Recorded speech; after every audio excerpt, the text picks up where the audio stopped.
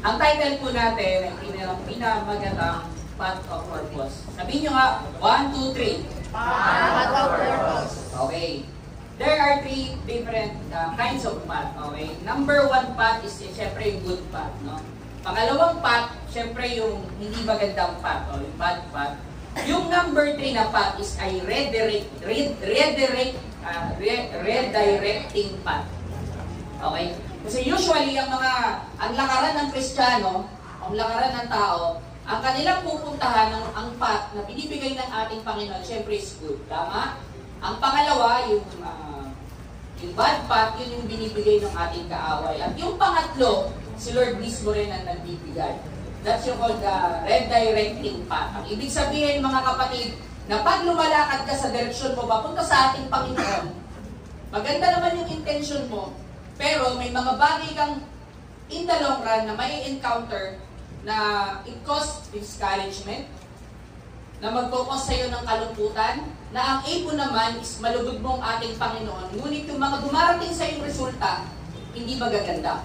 Ang hindi natin alam, na lumalakad tayo at naakala natin na mali yung nilalakaran natin dahil sa mga result ng mga bagay na nangyayari sa atin. Ngunit hindi natin alam, inire-redirect lang tayo ng Panginoon sa mas mainam na daan para maging best result lahat ng lalakaran natin. Amen? Amen. Naiintindihan niyo ba? Medyo malalim. Naiintindihan niyo? Okay.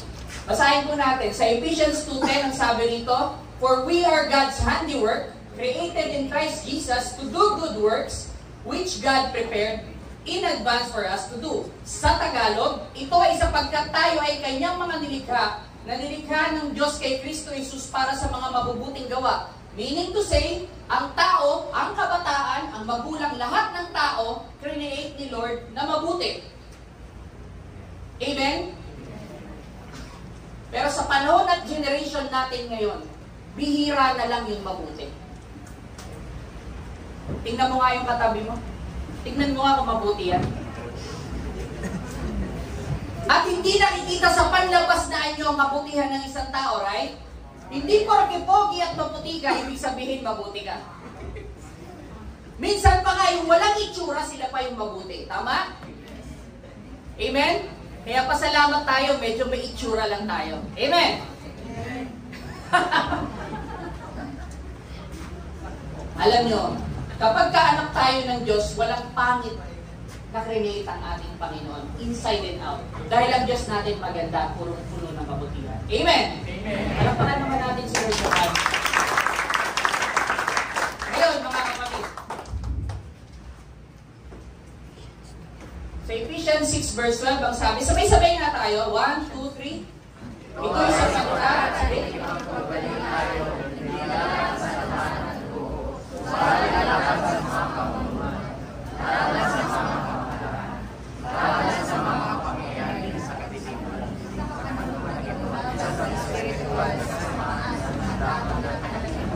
alam niyo, parang mas energetic pa yung lolo ko sa'yo. Wala kayong ka-energy. Di ba, bibigyan tayo ng kalakasan ng ating Panginoon sa umaga nito. Ngayon, mga kapatid, habang patungo tayo sa right path na dinedirect ng ating Panginoon, ang akala natin minsan, yung mga nakakasalamuhan natin at na-encounter natin sa buhay, na nangiinis sa atin, nambubuli sa atin sa school, nambubuli sa atin sa social media, akala natin sila yung kalaban natin. Ngunit dito sa verse na binasa natin, meron tayong kalaban na hindi natin nakikita. Alam nyo?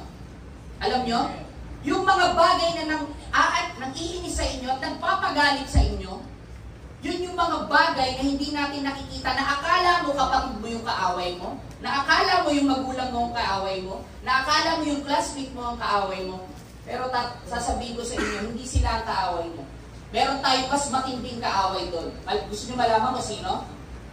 Ang sabi niyan sa binasa natin, nakikipagtunggaliro tayo laban sa laman at dugo, subalit laban sa mga pamunuan, laban sa kapamahalaan, laban sa mga nakapangyayari sa kadiliman, sa kapanahunang ito ay laban sa espiritual. Ang kalaban natin, espiritu. Amen? Ang kalaban natin mismo, si Satanas. Kung create tayo ng ating Panginoon na maging mabuti, kaya pumasok na naging masama ang tao dahil napasok tayo ng kasalanan. Walang ibang kaaway ang Panginoon kung hindi ang kasalanan. Mahal niya ang tao kahit masama o mabuti. Dahil create niya yan. Ang hindi mahal ng ating Panginoon, yung gagawa ka ng kasalanan. Maliwanag? Comprende? Maliwanag? Amen. Ang kaaway ng Panginoon, kasalanan. Malinaw? Ngayon, mga kapatid, kung demonyo ang ating kaaway, meron silang mga ranking. May mga lieutenant, general, major ang demonyo. Ito sila. Pakita ko sa inyo. Pag sinabing principalities, ito yung mga kaaway na nasa territories and region. Ibig sabihin, siguro bishop, ito yung mga general. Okay? Yung power, ito yung mga demonic forces that keep people in bondage. Ito yung mga makapangyarihang demonyo na bumibihag, gumagatos sa mga anak ng Panginoon para hindi sila makamove forward at makalakad sa path na direction ng nais ng Panginoon sa kanila. Number 3 is the ruler of darkness of this age, demonic forces that oversee the leaders in any given society. So, iba-iba po sila ng ranking, no? Para ma-identify nyo kung sino yung mga kaaway natin. Number 4 is the spiritual host of the wickedness in the heavenly places, the most depraved abomination including sexual perversion, occultism, and Satan worship. Kung mapapansin nyo, mga kapatid, sa social media, by the way, ito pala yung kanilang mga intention. Satan's intention, their intention, yung mga kaaway natin ay, is to steal, to kill, and destroy. Naparito ang kaaway natin upang sila ay magnakaw ng kaligayahan, sila ay pumatay ng happiness, at sila ay manira ng pamilya at relationship. Amen. Kaya kung kala nyo, tao ang sumisira sa kanila at no, hindi. Si Satanas mismo ang bumubulong at umuudyok sa kanila. Amen? Maliwanag. Maliwanag po ba, mga kabataan? Amen. Sino nang gutom? Pag sumagot kayo, lalo pag word of God, dapat yung alive, alert, enthusiastic. Amen. Amen? Pag sinabi kong A, ano sasabihin nyo? Mahina. Isa pa. A. Ayan, ang kabataan. Palapakan na natin si Lord, mga kapatid. At sana, ang salita ng Panginoon, kapag naririnig nyo, mga kapatid, hindi lang kayo nakakakuha ng information. Bagkos ang salita ng Panginoon, nagkakaroon po ng transformation sa buhay niyo. Uulitin ko, ang salita ng Panginoon, pag nakikinig kayo, huwag nyo lang kunin yung mga information, bagkos sana, hari nawa, matransform kayo. Magbago yung buhay nyo, magbago yung pananaw nyo sa buhay, patungo sa goodness ng ating Panginoon. Amen? Amen. Tuloy tayo. Ayun, ang tanong, sino ang target ng mga kaaway? Sa tingin nyo? Sino yung number 1 target sa tingin nyo? Kasi daw, kabataan daw ang pag-asa ng? Akala ko pag-asa ni Batman. Diba? Ang kabataan. Yung mga nagiging future leader natin sa pamahalaan, yung mga nagiging future leader natin sa church, sila po yung nagsimula sa kabataan, right? Papatunayan ko sa inyo, let me prove you na tinitira ng kaaway, most especially kayong mga kabataan. Dito sa Exodus 1 verse 16, sa Old Testament, ang sabi rito, kung magpapaanak kayo ng mga babaeng Hebreo, patayin ninyo kung lalaki ang anak, pero kung babae, huwag ninyong patayin. Nakita nyo sa Old Testament, dito pa lang, galit na ang kaaway sa mga batang bagong silang pa lamang.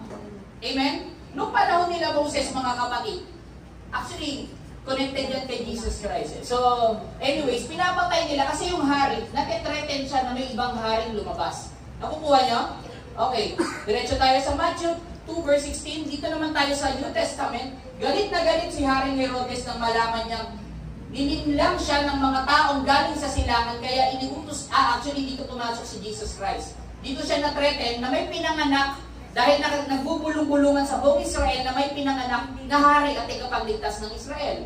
So siya'y napagabag, nalaman niya, nabalitaan niya na may pinanganak siya. Kaya inutos niya na patayin ang lahat ng batang lalaki sa Bethlehem, sa mga lugar sa paligid nito, mula sa 2 taong gulang pababa, sapagkat ayon sa nalaman niyang mga taong galing sa silangan, 2 taon na nakalipas mula nung una nilang makita ang bituin. Meaning to say, galit na galit ang demonyo sa mga kabataan, lalo na pag may mission kayo.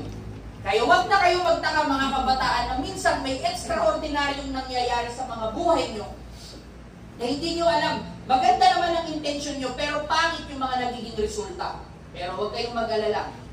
Redirect lang kayo ng Panginoon to a good purpose. Amen? Ang Panginoon natin laging may challenges. Ang Panginoon natin laging may pagsubok. Kailangan lang natin mag-strive at makasurvive. Amen? Maliwanag? Okay. Ngayon, ano ang mga ginagawa ng demonyo sa kabataan ngayong generation? This is probably one of the most dangerous signs. Makinig kayo lahat. Listen. Sa 2 Timothy 3:1-2, nakaka-alarm po ito, pero makaka-relate po kayo. Tandaan mo ito, magiging mahirap ang mga huling araw dahil magiging makasarili ang mga tao. Sakim sa salapi, mayabang, mapagmataas, mapag-insulto, masuwayin sa magulang, walang utang na loob at hindi na makadiyos. Kung mapapansin nyo sa last na text, mga kapatid, masuwayin sa magulang. Tinutukoy po ito yung mga kabataan natin. Dito na kayo. Tingnan mo yung katabi mo. Medyo magiging madugo po ito. Kasi makaka-relate kayo lahat dito. Masuwayin sa magulang. Kung gusto nyo humaba ang buhay nyo, ang commandment ng ating Panginoon, igalang ang magulang. Sino sa inyo na pagka humihingi kayo sa magulang nyo at hindi kayo pinagbibigyan, nagagalit kayo? Nagtatampo kayo na halos sumpain nyo ang magulang nyo. Masakit pero totoo. Maraming batang ganito ngayon. At isa na rin po ako naging ganyan noon. Grabe ang pagsuway ko sa aking magulang. Well, in fact, pinanganak po kaming Christian na. Pero tinuro sa akin ng mundong ito kung paano sumuway sa magulang at dinisrespect ko sila. At ngayon, na-realize ko, ang na-retain sa akin, yung sinasabi sa akin lagi ng magulang ko, someday, Andrew, malalaman mo rin pag nagkapamilya ka kung ano yung mga ginawa mo. Ngayon, sobrang nalaman ko na. Kaya nga nag-shift ako into good person kahit pa paano. Ganito rin, sana makakuha kayo ng inspirasyon dito mga kapatid. Kasi hindi tayo laging bata. Amen? Hindi tayo laging nag-aaral. Darating ang panahon, magtatrabaho tayo at magpapamilya tayo lahat. At future leader din kayo. Huwag kayo mag-alala. At sana, harinawa, lahat kayong mga kabataan na rito na maging maganda ang iyong future. Gusto nyo ba gumanda ang iyong future? Amen! Parampakan natin si Lord. Ngayon, yung kaninang last part, disobedient to parents, disrespectful to parents. Nakikita nyo ba yung drawing? Pinagsasabihan yung bata pero dinidilaan.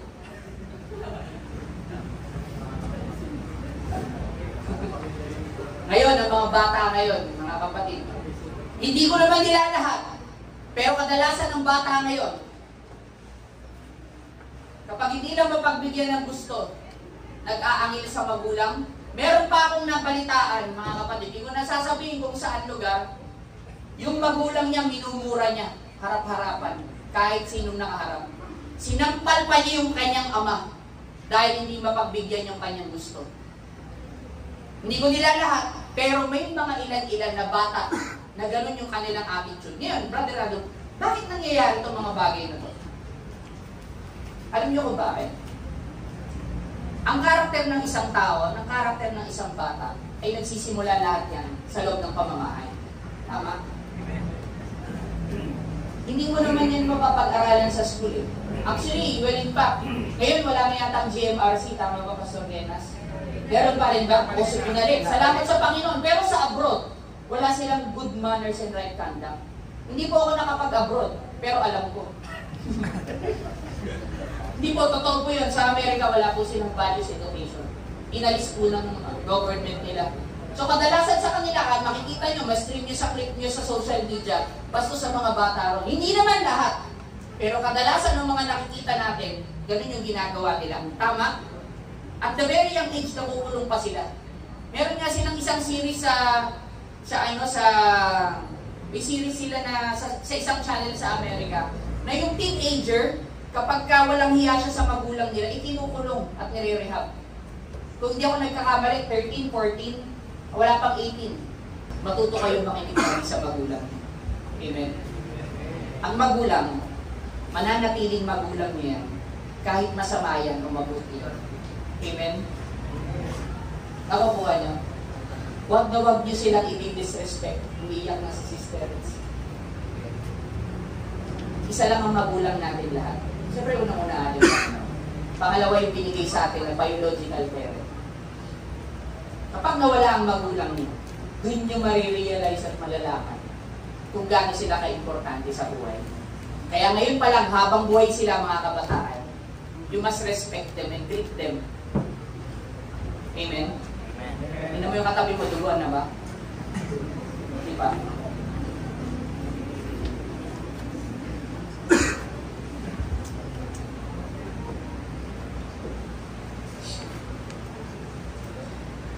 Hindi lahat. Maraming kabataan ang wala ng respeto at hindi na ginagalang ang mga authority na kanilang magulang. Napag-aral mo lang, nagkaroon lang ng konti sa buhay, akala mo kung sino na ang basta sa magulang nila. At maraming mga kabataan ngayon na kumita lang sila, tinatapakan na pati yung otoridad ng magulang nila sa kanila. Nagiging bastos. Nawala na yung paggalang, yung pagsasalita ng opo. Nawala na yung pagmamano, na parang kausapin lang yung kanilang magulang, ikala mo dabbergats lang nila. Kala mo tropa nila. Meron ganun, di ba? Alam ko, nakaka-encounter kayo ng ganun. Itinatawag niyo pa yung magulang niyo sa first name nila. Hindi na kayo kumikibo. Ibig sabihin, nagsisink-in na sa inyo. Bakit ko ito tinuturo sa inyo mga kabataan? Para sa mga susunod na henerasyon, may idea kayo kung paano nyo itatransfer ito sa mga magiging anak nyo. Kasi sabi ko kanina, hindi kayo laging magiging bata. Amen? Amen? Dito man lang, maka-impart kami sa inyo na meron tayong isang Diyos na kaya niyang baguhin tayo lahat. Amen? Na meron tayong Diyos na siya lang ang nakakagawa. Lahat. Yung mga imposible sa tao, kaya niyang gawing posible. Amen? Amen. Itong gawain na to, para sa inyo, bilaan sa inyo, hindi ito mawawalan ng kabuluhan. Hari nawa, itong pagkakataon na ganito, tumatak ito sa puso't isipan nyo at magamit nyo sa mga susunod nyong journey. Amen. Huwag na kayo malungkot kasi nalulungkot din ako eh. So, disrespectful. Una, disrespectful sa kanyang magulang. Pangalawa, disrespectful sa school authority. Wala na rin galang pati sa school. Marami yan, di ba? Yung teacher niya, sinaksak niya. Naanin niyo ba yun? Dahil sa galit niya, pinahiya siya sa school. Sinaksak niya yung guro niya hanggang sa mamatay. Nakita niyo yan? Yung mga feed na yan? Yung teacher nila, binugbog nila. Dahil pinag-recite sila o hindi sila nakapasa ng assignment, pinahiya sila. Ganon katindi ngayon. Hindi ko nila lahat. Pero marami na rin ganon. At sana kayong mga narito, hindi kayo ganon. At kung gumagawa man kayo ng ganon, itigil nyo na yan. Dahil ayaw ng Panginoon ng ganyan. Amen. Hindi po ako galit. Ako po yung nag-share sa inyo ng real talk. Amen. Amen. Amen. Disrespectful sa magulang, disrespectful sa school authority, disrespectful pati sa government. Kung nakikita niyo yan, di ba? Meron tayong school dito sa Pilipinas na ang daming militante. Hindi ko nasasabihin yung school, alam niyo na siguro yan. Itinitrain nila yung mga isang university. Well, in fact, nag-sit-in din ako dati doon. So, nakita ko mga estudyante ron, mga kapatid, matatalino talaga sila. Well, in fact, scholar sila ng bayan. Pero karamihan sa kanila, nagiging anti-government sila. Ibig sabihin, yung mga dapat ginagawa ng gobyerno para sa kanila, nami-misinterpret nila, nagiging pangit ang tingin nila dahil dun sa mga sinasamahan nilang organisasyon. Sa totoo lang, yung mga iba ron, nagpo-protesta sila, mga estudyante, ibalik yung ganito. Usually, wala naman silang alam dun. Pero ang nangyayari, ititrain sila dun sa organization na yon. Tapos sa mga susunod na panahon, fugitive na sila, pugante na sila, nagiging NPA na sila. Tama ba? Pinoponduhan sila, yung kanilang, yung pinang-aral nila, napunta lang lahat sa wala. Nagiging anti-government sila. So galing sila sa kabataan na yon, una, protesta lang, sa susunod, kaaway na sila ng gobyerno at kaaway na sila ng batas. Ang ending, kung hindi sila makukulong, mapapatay sila. Yun yung resulta ng mga maling desisyon nila. So, okay. Hindi lahat, pero may mga kabataan na nadidisrespect sa government authority, nagkakaroon sila ng rebellious spirit, sasama sa mga rally, tapos magiging militante. Yun na, sinabi ko kanina. Ang masakit pa nito, mga kapatid, yung mga sinasamahan nila minsan mga grupo, mga barkada, na akala nila tama yung ginagawa nila, nauuwi sila sa una sa pag-inom lang. Una, titikim lang ng sigarilyo, tama? Pangalawa, vape. Ganun lang. Kasi cool daw eh. Di ba? Pag may vape ka, cool, di ba? Tama ba? Sino may vape dito?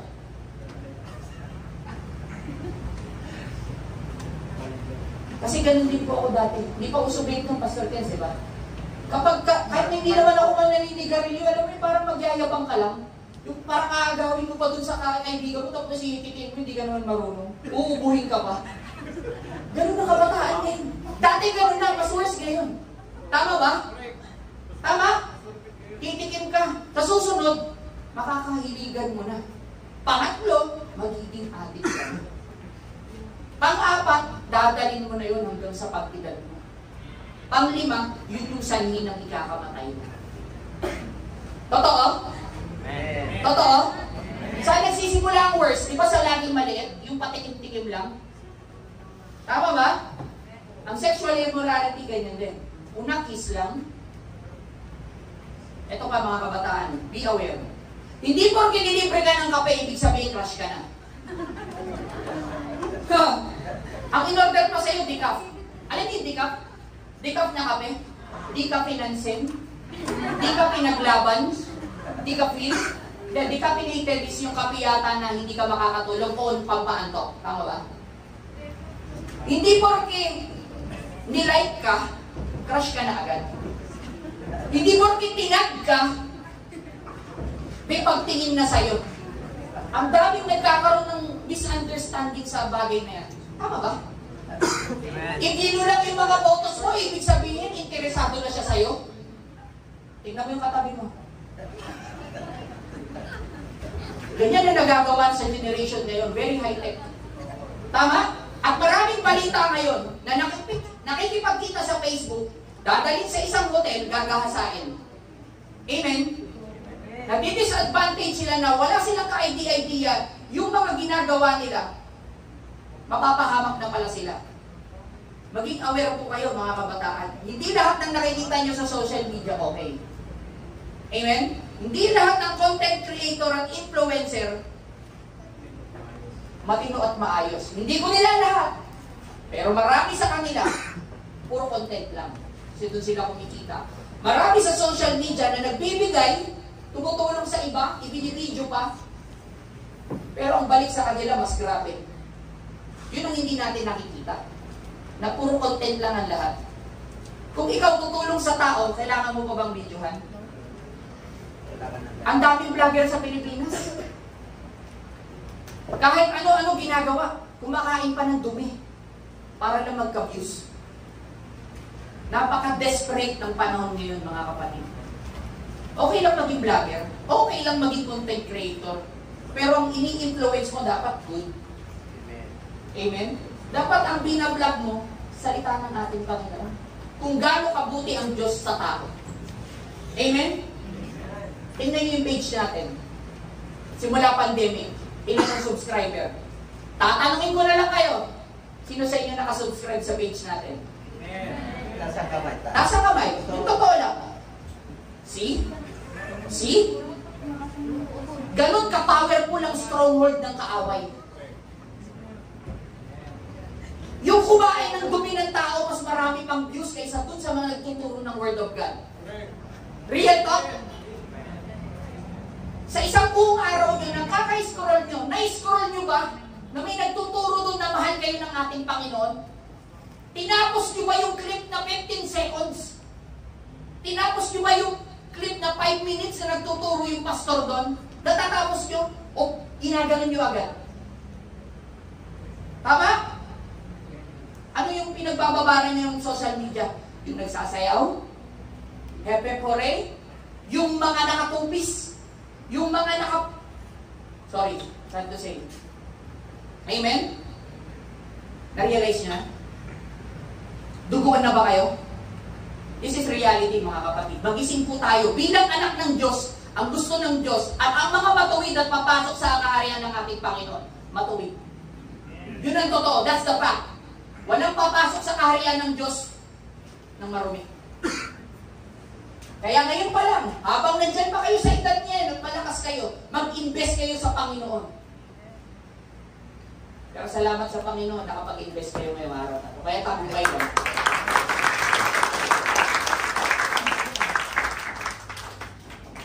Anong primary weapon ni Satanas sa paglalaso ng kabataan? Hindi lang kabataan ng tao. Lies. Agree kayo? Agree kayo? Lies. Satan's most deadly weapon is lies. Maraming ibinubulong ang kaaway sa iyo na gawin mo, inuudyukan ka niya para mapasama ka at mapariwara. Panay ang kanyang sulsul para mapahamak ka. Hindi nyo ba napapansin na kahit minsan, ayaw mong gawin kasi alam mong masama, pero napipilitan kang gawin dahil sa impluensya mo sa paligid. Hindi mo alam si Satanas ang nag-uudyok sa'yo, hindi nung kaibigan mo. Yung espiritu na nasa kanya. Ngayon, kung dumadanas kayo ng mga ganung bagay, ipanalangin nyo sa Diyos na mahabag ang Panginoon sa inyo. Ma-divert yung isip nyo. Kung saan kayo nagsimula, kung saan yung unang first love nyo sa Panginoon, dun kayo niya dalhin ulit. Amen?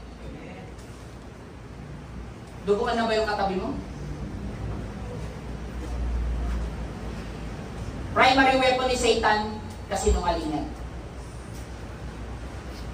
Kung nung araw pa nangyayari sa maraming kabataan ang mga sulsul at ang mga mas masahol this generation. Agree kayo?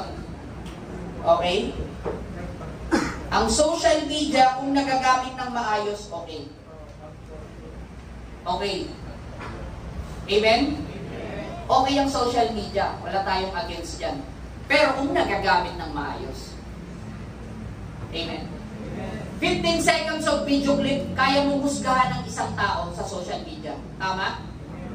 Mr. Joy, makinig ka. Nasabi ko ito kahapon. Yung breakup ni Catherine Bernardo at Daniel Padilla, ang tinuturo sa lari na ipangbababae niya. Nahusgahan nyo, tama? Pero hindi naman siguro yun ang totoo. Pero yun ang nakita nyo sa video clip. Yun ang nakita nyo sa comment na in-screenshot at in-edit. Ibig sabihin, sa 15 seconds na yan ang in-stream mo, mahuhusgahan ka. Na hindi ka naman nila kilala. At mag-e-end yan sa anxiety. Ang kabataang nabubuli sa social media, na hindi naman kilala at maraming magme-message sa kanya, nagpapakamatay pa minsan. Tama? Tama? Kaya huwag kayong mag-focus gano'n sa social media, mga kapatid. Gawin nyo lang yung tool for advancing God's kingdom. Gawin nyo ng tama. Okay yung social media, pulutin nyo yung tama, iwan nyo yung mali. Intindi? Amen? Amen. Amen. Alampakan naman natin si Lord. Hindi natin tayo magkakaroon.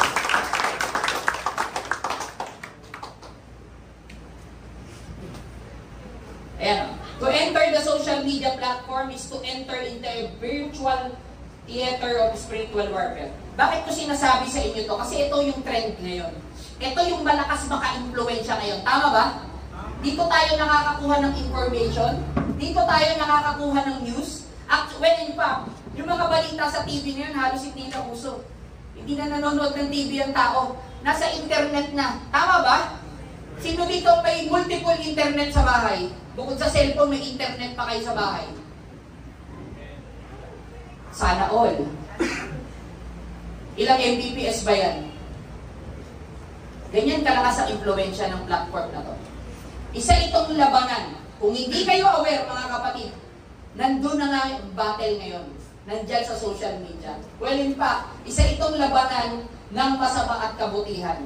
Meron kayong mga nakikita rin ng mabubuti, tama? Meron din kayong mga nakikitang mali. Meron kayong mga nakakita ng hindi ka panipaniwala. Marami kayong makikita mga events doon. Okay? Pictures, nude photos, video clip, mga prank, na nagpa-prank sila ng tao na mauuwi minsan sa totohanan, tama ba? Di ba? May mga balitang ganyan na nagpa-prank sila, may prank sila, binaril sila. So, ang kinahinat na nung kanilang kalokohan, kamatayan. Yan yung mga makikita natin, etc. Ang pinakamabigat na nagtuturo sa social media, sabay-sabay tayo.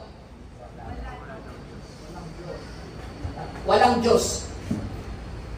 Sino sa inyo, who among you, nakapanood ng clip na meron ng Satan Fellowship sa Amerika? Merong isang religion sa States, hindi ko alam kung saan, makita ko lang, sinasamba na nila ang demonyo. Yun ang pinakamabigat. Na pinipin nila sa tao at most especially sa kabataan, na walang Diyos. Yun ang pinakamasakit at pinakamahirap at pinakamabigat na iintindihin ng isang bata na walang Panginoon sa buhay niya. Marami ngayon yan. Yung atheist na sinasabi nila, pag sinabing atheist ba, tama ba yung aking pronunciation? Bishop? Atheist, yun yung mga taong walang Diyos. Karamihan yung matatalino. Naka-encounter po ako niyan. Okay? Karamihan, ha? Hindi ko sinasabing lahat, pero karamihan. Naniniwala lang sila sa sarili nilang kakayahan. Okay. Kung meron kayong nadaanan na ganyan, na sinasabi sa social media platforms, nang walang Diyos, scroll up, delete, burahin nyo. Meron bang Diyos? Wala? Meron. Mahina. Parang walang Diyos eh. Meron bang Diyos o wala? Meron. Mamaya, I will prove it to you na merong Diyos na nag-iisa. Kung hindi nyo pa siya kilala, magpapakilala siya ngayon, araw na ito. Ready na ba kayo makilala siya? Amen. Wala lang kayong ibang gagawin, kundi open your mind, open your heart, and receive the power and blessing of God. Amen. Ready na kayo? 2 Corinthians 10:4-5, sabi rito, meron tayong weapon. Ang sabi rito, chapter 4, the weapons we fight with are not weapons. Sabi ni Pablo, mga kapatid, meron daw tayong sandata, okay, na hindi weapon ng bundong ito. On the contrary, they have divine power to demolish strongholds. Medyo emphasize ko yung strongholds. Etong strongholds na to, ito yung sinasabi na i-establish ng kaaway. Well, in fact, ang stronghold, ang number one niyang character is negativity. Ito yung mga bagay na umuudyok sa'yo o na-establish ng kaaway sa'yo, na pumipigil sa'yo para dumiretso ka sa paglakad mo ng matuwid. Amen. That is anxiety, that is depression. Yan yung mga bagay na nagpapa-hold back sa'yo para hindi mo tumuloy, para awatin ka. Sa madaling salita, yan yung mga pumipigil sa'yo para gumawa ka ng mabuti sa Panginoon. Amen. Maliwanag. Maliwanag po? Okay, sa verse 5, ang sabi rito, Tagalog, sa halip ang kapangyarihan ng Diyos, ang aming armas, iyon ang aming ginagamit sa panlaban ng maling pangangatuwiran ng taong mapagmataas at ayaw maniwala sa mga turo ng Diyos. Sinisira namin ang kanilang maling pangangatuwiran na tulad ng matibay na pader na humahad lang sa kanila na makilala ang ating Panginoon. Kinukumbinsi namin silang sundin ang mga utos ni Kristo. Ano raw ang panglaban sa strongholds? Salita ng Diyos. Yun yung ating weapon. Ito yung ating weapon. Sino may mga Bible sa inyo? O, pinaka ano? Sino na nakapagbasa ng Bible sa inyo? Hangina. See? O, sige. Para mas high-tech. Sino may application ng Bible sa inyo sa phone? Medyo dumami. High-tech eh. Gen Z. Mga kapatid, walang ibang makakapagbabago sa atin, kundi ang Diyos lamang at ang Kanyang salita. Create ng mundong ito ang Panginoon dahil sa Kanyang salita. Ang salita ng ating Diyos ang makapagbabago ng mga attitude natin. Ang mga ugali natin, most especially ang buhay at pananaw natin. Walang iba kundi ang Diyos lamang. Ituturo ko sa inyo at ituturo ng iglesia na ito na meron tayong isang Diyos na makapangyarihan na makakapagbabago ng lahat ng yan at makakapagsira ng stronghold na kaaway na nilagay sa isipan niyo. Hindi po ako galit. Ini-emphasize ko lang sa inyo na powerful ang Diyos na meron tayo. Kaya maswerte kayong nandito kayo ngayon.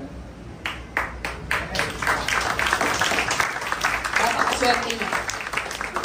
Napakaswerte nyo. At nakikitang-kita ko yung mga pagpapala sa mukha nyo, mga kabataan. Kitang-kita ko. Some of you, someday, alam ko magiging future leader kayo ng iglesia. Amen? May mga gift talaga kayo. Kitang-kita ko sa inyo. So anyways, sa halip, okay. Yun daw, meron daw very powerful weapon tayo, which is yun yung Word of God. Ang kaaway ay pwedeng maglagay ng stronghold sa isipan ng tao, which is true. Negativity yan. Okay, sa Proverbs 4 verse 12, ang sabi po rito mga kapatid, there is a way. Tingnan nyo mga kapatid, kaya ako sinabing Word of God. There is a way that seems right to a man, but it ends is the way of death. Not only literal death, but also spiritual death. Meron daw alam ang tao, yung daan na alam ng tao o yung mga bagay na alam ng tao kung pamaraanan niya, maglilid yun sa kamatayan. Pero yung way na tinuturo ng Panginoon sa atin, maglilid sa atin sa kabutihan towards Him. Amen? So ang daan ng tao, iba sa daan lagi ng ating Panginoon. Malinaw? Kaya wala tayong ibang reference kundi ang salita ng ating Panginoon. Okay? At walang ibang daan, walang ibang way kundi ang Lord lang. Siya mismo ang nagsabi, I am the way, the truth, and the life. Makikita po natin yan sa John 14:6. Sabay-sabay na tayo mga kapatid. Jesus.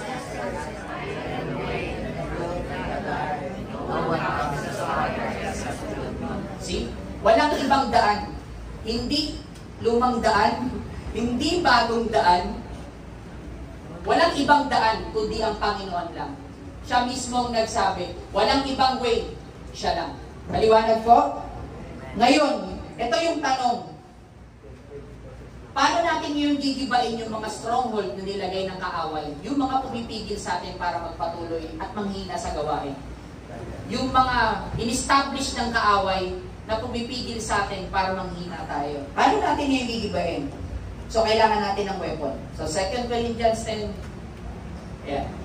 2 Corinthians 10:35. Kung nabubuhay man kami sa mundong ito, hindi naman kami nakikipaglaban ayon sa pamamaraan ng mundong ito. Verse 4, ang sandata namin ay pakikipaglaban hindi ng makamundo, kundi ang kapangyarihan ng Diyos na makapagbabagsak ng mga kuta na sinisira namin ang mga maling pangangatuwiran. Sa verse 5, ginapi namin ang lahat ng pagmamataas laban sa kaalaman tungkol sa Diyos at binihag namin ang lahat ng isipan upang matutong sumunod kay Kristo. Amen? Ang kalaban natin is spirito, hindi tao. Diba nyo? So, ang makakapagsira ng strongholds o kuta ng kaaway, walang iba kundi ang Diyos nating buhay. Palakpakan naman natin si Lord, mga kapatid. Word of God, walang iba. Ang salita ng Diyos ang tanging may kakayanan at sandata upang magbago ang ating mga isipan, labanan lahat ng mga in-establish na stronghold ng kaaway, siya lang. So, sa Hebrew 4 verse 12, ang sabi rito mga kapatid, ang salita ng Diyos daw ay buhay at mabisa. Ang salita ba ng Diyos ay buhay? Amen. Well, in fact, create ng ating Panginoon ang mundong ito sa pamamagitan ng kanyang salita. Tama ba? Kaya ang salita, ang Word of God, ang mga Bible natin, ang mga teaching dito sa iglesia, buhay po yan. Amen? Amen? Amen. Ang salita ng Diyos ay buhay. Sabi mo nga buhay. Buhay. Bakit ko sinabing buhay? Kung ang salita ng ating Panginoon ay patay at walang bisa, walang nagbabago ng buhay. Amen? Natok na ba kayo? Meron pa tayong 3 hours. Amen? Amen. Buhay ang salita ng ating Panginoon. Kayang gibain lahat ng salita ng Diyos, ang mga strongholds na itinuro ng kaaway sa isip ng kabataan. God created everything by His own word, kaya lahat ng salita ng Diyos, mga kabataan, ito yung tanong ko sa inyo, gusto nyo ba ng bright future? Gusto nyo ba ng good success? Gusto nyo bang makatulong sa magulang at pamilya nyo? Gusto nyo bang magkaroon ng kotse, bahay, lupa, salapi, money? Gusto nyo bang pagpalain sa madaling salita? Sino ba naman may ayaw, di ba? Ang sikreto, mga kapatid, kailangan lang natin ng guidance. Ang nakakalungkot minsan, humihingi tayo ng guidance sa maling mga tao. Amen? Kapag ka may problema sa relationship, ang hihingan mo ng relationship yung broken din. Tama? So, ang ipipit sa'yo ng broken din. Tama ba, mga kabataan? Di ba minsan nag-ano lang kayo, ano tawag doon yung, hindi MU yung nag-quarrel, di ba? Sasabihin ng kaibigan mong broken din, iwalayan mo na yan, may mas magandang iba. Tama ba? Tama ba? Kasi kung sino yung inihingan mo ng payo, minsan mali. So natadamay ka ngayon. Ibis yung isip mo, papunta sa kanya, di ba ang intention lagi natin kaya tayo nagpapapayo kasi gusto natin matulungan niya tayo? Kaso kadalasan, yung inihingan natin ng payo, mali rin yung sasabihin. Ibis na magkakaayos kayo, yun yung intention mo, ang nangyayari, maging walay na nga lang kami talaga. Halika, gumimik tayo, may makikilala tayo. Tama? Tama?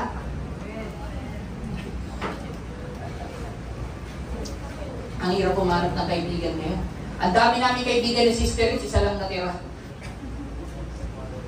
Kung sino pa yung sinto-sinto, yung pa yung natira. Pero kung sino pa yung inaayawan namin nun, siya pa yung mabuti at mabait. Sino yung mga babae namin kasama, nung may nangyari sa amin, hindi kami matulungan, sila pa yung nawala. Maraming kaibigan ganyan. Kaibigan mo lang sila for enjoyment and happiness. Pero during sorrow, mawawala sila sa'yo. Pero huwag kayong mag-alala. May kaibigan tayo na napakabait. Kahit gawan mo siya ng masama paulit-ulit ka rin niyang patatawarin. Kahit di ka na mahal ng mundo ito, mahal ka pa rin. Kahit ikinakahiya mo na may Diyos ka sa buhay mo, pero siya hindi ka mahihiya dahil mahal ka niya. Bibigyan ka niya lagi ng pag-asa, kapatid. Ganun ang Diyos natin. Ganun yung pinapangaral ko sa inyo. Kakamatayan mo na lang, mabuti pa rin ang Diyos. Hindi siya magbabago. Yung kanyang pag-ibig noon, hindi nagbago. Kaya kapatid, dumadanas ka ng paghihirap at sakit ngayon. Ngayon lang yan. Lilipas din yan. Ang true friend na kay Kristo. Amen? Maaaring magkakaroon ka ng kaibigan na mababuti rin, mababait din. Pero hindi yan maglalast. Ang totoong maglalast na kaibigan, si Lord lang, walang iba. Let me prove that to you. Diba, sa school, pag may exam, diba, kung hindi ka nakapag-review, umaasa ka sa katabi mo, Tama? Ito, lakas tumupo dun sa akin ko doon. Tama ba? Pero pag hindi ka pinakopya, galit ka, di ba? Aabangan mo sa labas. Mumurahin mo sa social media, di ba? Tama ba? Ganun ngayon. Nangyayari nun eh. Kaya ako nakikikwento, nangyayari pa rin ngayon, baka mas matindi pa. Tama ba? Eh ngayon, ang gagaling na ng guro eh. Pastor Kainas, mag-e-exam kayo. Yung katabi mo, yung test paper niya, magkaiba kayo. Hindi ka na makakopya ngayon. Magugulat ka kinopya mo, pag ano mo, zero ka. Kasi iba yung nilagay ng teacher mo, kala mo parehas kayo. Amen? Ang daming nangungopya rito. Naalala ko tuloy ng college ako. Puro major yung unit ko. Kasi yung major subject, 3 units di ba? Ang dami kong subject. Umaalis ako ng bahay, alas 6, 7 ang pasok ko. 7, 8, 9, 10, 11, 12. Dire-diretso para hindi ako antokin. Pero hindi ako pumapasok. Pumasok man ako, isa lang yung notebook ko, nasa likod pa. Pero salamat sa Diyos. Napagtyagaan ako ng mga mabubuti kong magulang. Na kahit umuwi ako ng nakainom, minahal pa rin nila ako kung ano ako. Kasi naniniwala sila na si Lord may nilagay na stronghold na foundation ko. Na nandun lang natutulog. At ngayon, yun yung isi-share ko sa inyo mga kapatid. Na kahit anong gawin mo sa buhay, pagsilang mo, pag-aaral mo matapos ka, magtrabaho ka, makatulong ka sa ibang magulang, maging basagulero ka man, kung ano man yung si Lord pa rin ang tatanggap sa iyo sa bandang huli. Walang iba. Ikakahiya ka ng lahat, makikagulang mo, ikatakwil ka. Minsan nga, naalala ko pa, pinagpasa Diyos na ako ng magulang ko sa tigas ng ulo ko. Lord, pala ka na sa anak ko. Okay na nung mapatay ka na lang Parang gano'n. Naramdaman ko po yun. Ramdam na ramdam ko yung kasi sa tigas ng ulo ko. Nagpapasaway po talaga ako mga kapatid. Baka yung pagpapasaway niya, wala sa pagpapasaway ko talaga. Hindi ko na ikikwento. Kung may yabangan ng lolo, malamang panalo ko. Amen? Ready? Buhay mo ba kayo? Palapakan na natin siya. Ito tayo. Psalms 119, 105. Sabay-sabay po tayo mga kapatid.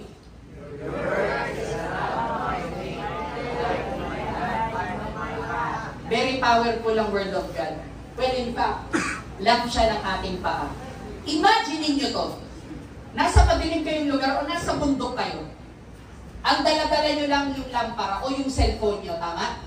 Nasa bundok. Pag nasa bundok kayo, ano meron? Paggabi, ano meron? Mga bata? Mga bata? Listen. Pag nasa bundok kayo, dala nyo yung cellphone nyo, nawala kayo kasi ang kulit nyo. Text kayo ng text, yung mga kaibigan na sinusundan nyo, nawala sila. So, meron kang cellphone, may flashlight. Pero maglolobat. Ngayon, kapag ka may cellphone ka, ano yung matatanaw mo sa paligid? Madilim, di ba? Pero kaya mong ilawan yung dadaanan mo. Ang tinuturo ng Panginoon, mga kapatid, na yung kanyang salita, kahit madilim ang paligid mo, kayang-kaya niyang dalhin ka sa destinasyon mo. Hindi nyo ako nagigets. Ito yung cellphone nyo. Nasa bundok kayo. Tama? Meron naman mga signages doon di ba? Kunyari nakapunta na ba kayo sa bundok? Teka, baka mali yung tanong ko O sa dagat na lang. Huwag na lang sa bundok. Kasi mga social nga. Sino nakasakay sa bangka? Yun. Parang kunting pa rin, Bishop Brown out na lang. Okay, brown out na lang. Para mas brown out. Diba? Brown out, wala kang makita. Yung cellphone mo lang ang hawak mo. Ngayon, nag-brown out dun sa resort na tinutuluyan nyo. Magkakaiwalay kayo ng kwarto kasi mayaman kayo. Tigil-tigisa kayo ng pamilya mo kasi magkakagalit kayo. Anyways, dala mo yung cellphone mo. Diba? Nagising ka kasi ang init. Walang kuryente. Dala mo yung cellphone mo. Yung cellphone mo ba na maliit ang ilaw, mailalabas ka niya sa kwarto mo? Yes, ganun ang Word of God. Kahit madilim sa paligid mo, i-guide ka niya sa next step ng buhay. Nakuha niyo na? Ano sila sa, ang hirap mo kausap, Genesis? Ang hirap. Hindi lang ito mag-guide sa step mo. Magiging daan mo rin sa buhay mo, sa lalakaran mo. Yun ang salita ng ating Panginoon na ini-impart ko sa inyo. Kasi ang salita ng Diyos, buhay at makapangyarihan at mabisa. Woo! Tapos na ako. Kaya, ang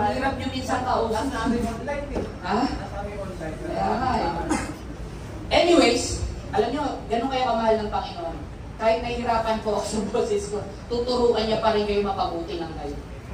Kahit hindi nyo maintindihan, ipapaintindi sa inyo.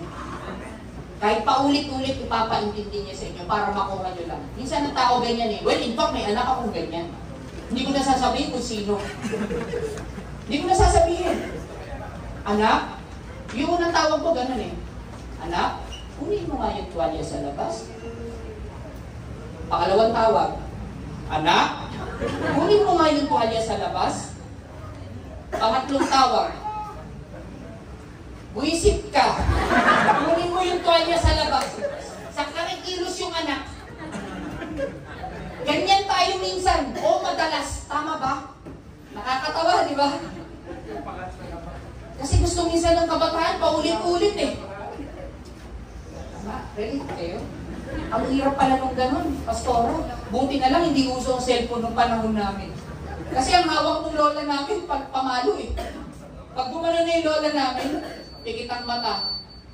Pikit ang mata. Kasi 6 po kami, pinapatulog kami sa sahig. Tuwing hapon po, natutulog kami. Pag sinabi ng lola ko, pikit ang mata, pipikit kami lahat. Alam niyo kung bakit? Tititigan niya kayo. Pag gumagalaw yung eyeball niyo, kahit nakapikit kayo, papaluin niya kayo. Kasi meron natutulog, nakapikit lang pero hindi tulog. Nagpipikit-pikitan. Iba po yung nakapikit sa nagpipikit-pikitan. Iba yung bingi sa nagbibingi-bingihan. Masig may laway ka dyan? Saluhin mo para maging close tayo. Nakukuha nyo? Nakukuha nyo? Parang ganun din yung salita ng Panginoon. Para matuto tayo, paulit-ulit yung maririnig. Kasi ganun tayo kamahal ng ating Panginoon. Pagkakakuhay. Nakakalungkot. Ultimo mga kapatiran natin, nabilib at tinuruan ng mahabang panahon ng Panginoon. Sila paminsan yung nagiging kaaway natin. Nakakalungkot. Nagka-blessing lang ng kaunti. Hindi na makaapak. Hindi na marunong lumingon. At maraming nangyayari, hindi lang dito, kahit sa labas o sa paloob ng pamilya mismo, na nagkaroon lang, umasenso lang yung isang anak, nakalimutan niya na yung kanyang iba. Sana huwag po tayong maging ganun. Amen? Amen? Amen. Sana pagka-bless kayo ng Panginoon, kaibigan niyo pa rin kami.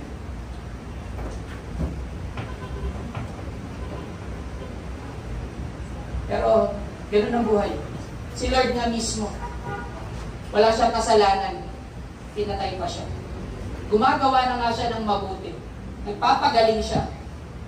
Pinapangaral niya yung katotohanan, pero pinatay pa rin siya. So, it's parte talaga.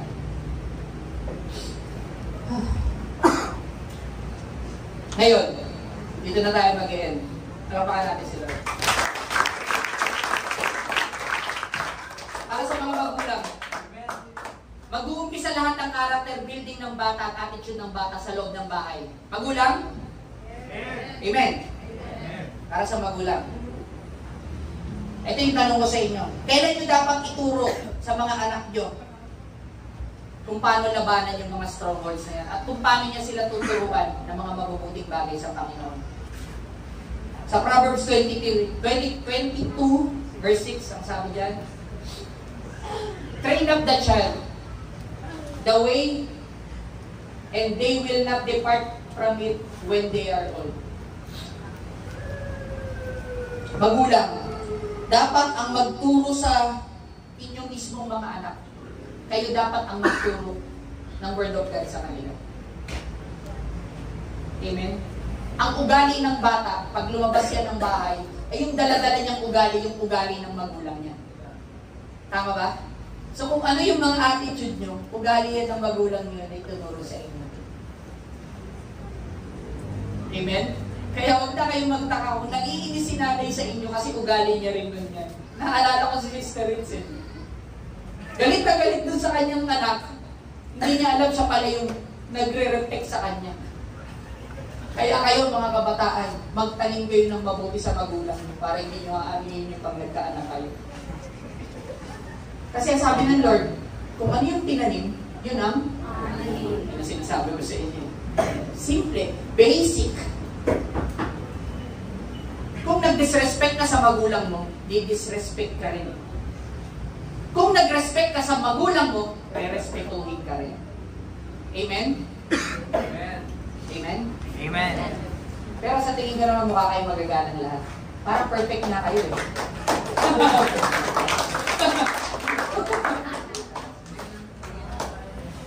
Okay, magalala, hindi para sa inyo to kasi yung mga mabubuting tao tayo lang.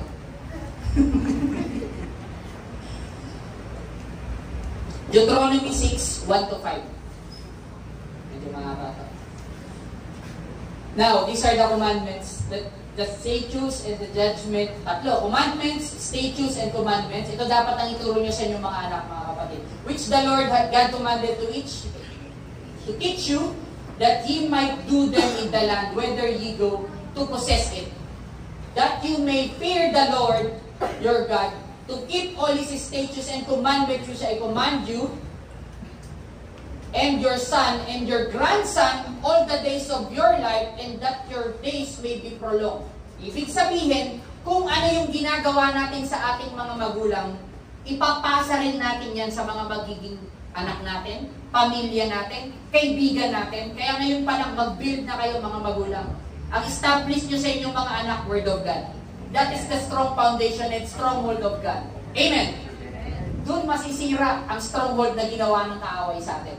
Amen. Walang iba, Word of God. Hear, O Israel, and be careful to obey so that it may go well with you, and that you may increase greatly in the land flowing with milk and honey, just as the Lord of God and your ancestor promised you. Okay. Hear, O Israel, sa verse 4, the Lord our God is one. Ilan daw ang Diyos? Ituro natin sa ating mga anak na nag-iisa lang ang Diyos.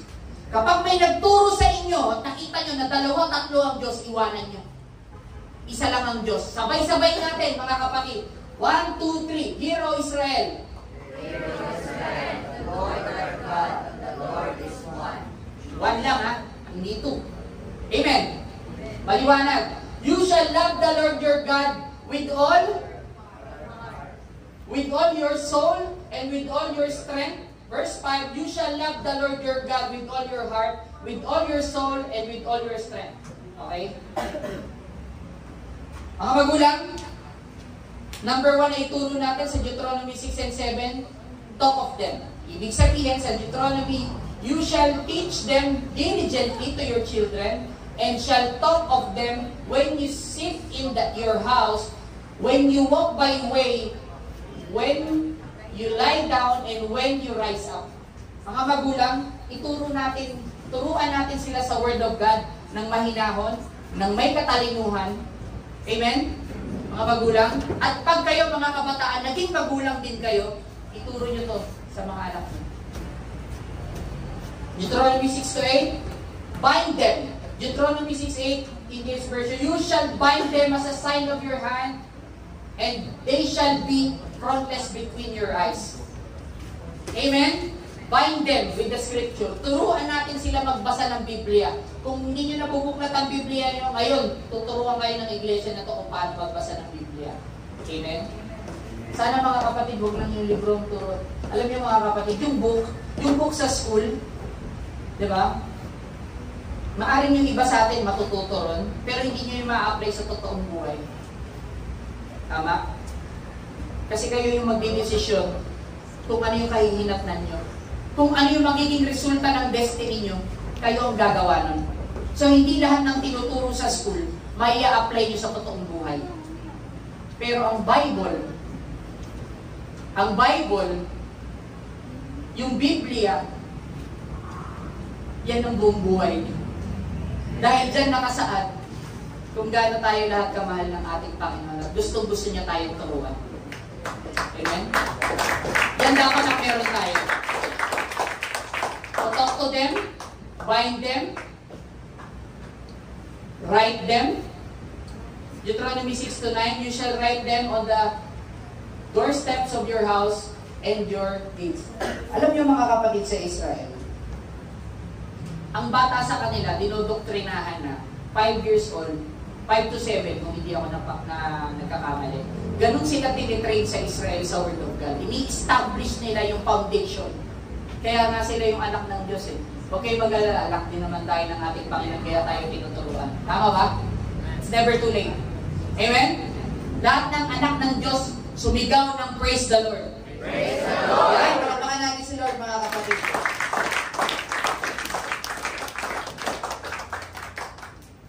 Taught them, find, write, the scriptures that you want to teach your children. So,